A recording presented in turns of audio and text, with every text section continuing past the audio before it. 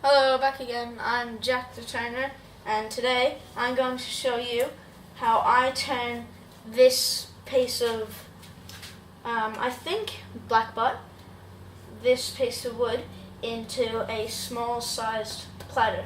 What you do now is find the center. I found the center of this piece right here before I actually cut it into a circle with my uncle's jigsaw. So when it's square is the best time to find the center. And also when you're drilling through and you're using a worm screw like I am to support the piece at hand, it's not a bad idea to mark out your depth with a piece of tape, but you don't have to. You can just drill as far as you want, as long as you don't poke through the bottom of the piece. And you can get spacers, which is what I use, and I'll show you in a minute.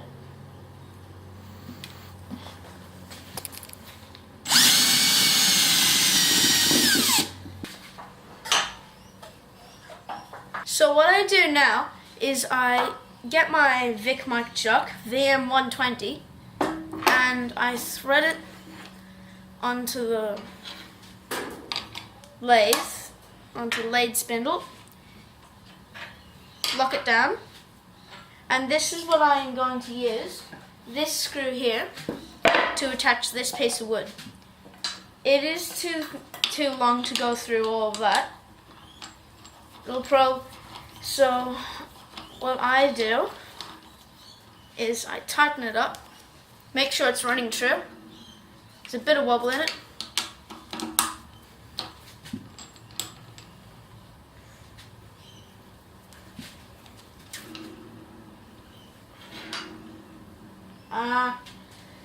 And that should be fine. I get these little discs here. Turn the lathe speed up.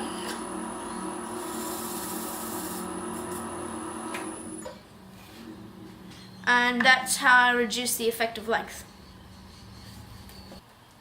Now I'm going to attach the piece of wood onto the screw chuck. I put the spindle lock down. If you don't have one, you can do this by hand, or you can lock it down like that. Most mini lathes don't have one, but this larger lathe that I own does. You can just screw it in there by hand for a while, and when it starts to get difficult, you can use the spindle lock to help you out. Mine is a push mechanism, so I can't let go, but it also has an option to put a pin into the spindle, and I can use it that way. I just find this way more efficient because once I accidentally left the pin in while I was running, and it's not good.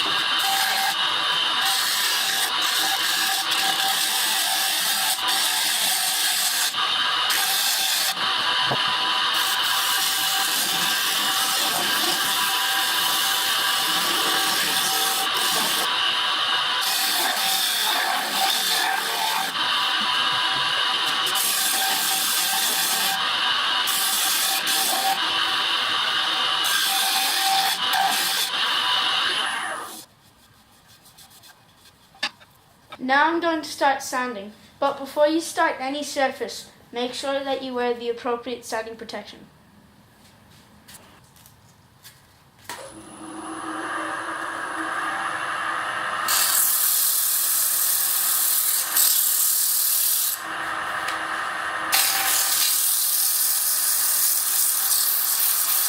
Now that I have finished turning the outside and sanding the outside of the bowl, for these dishes maybe, I create a recess and I expand my jaws into there. And this is another thing I like about the Vic Mark 120, is that the jaws are a lot larger than, say, this kind of chuck, where it has multiple jaws, yes, but these ones are larger and they have more grip on it. So I just like to have it like that, spin it to see if it's running true, and if it is, which it isn't, then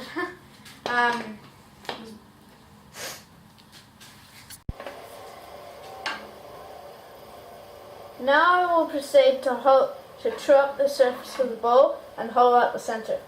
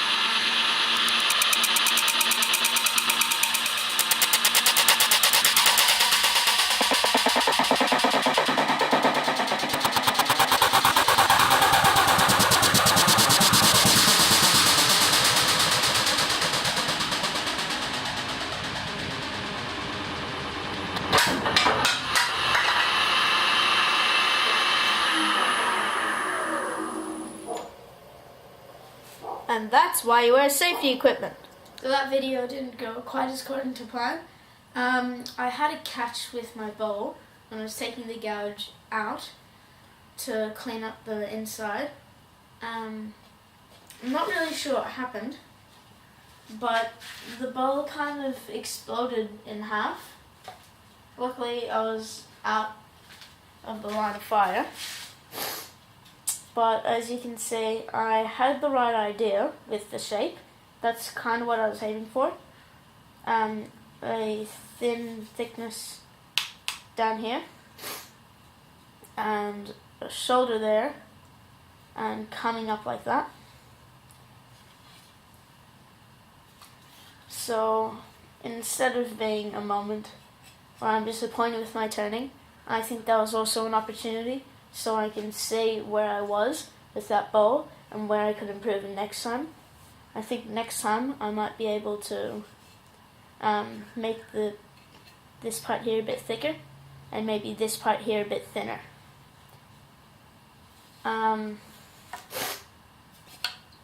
Yeah, but those things happened, and as you can see, we have a nice figure in the wood.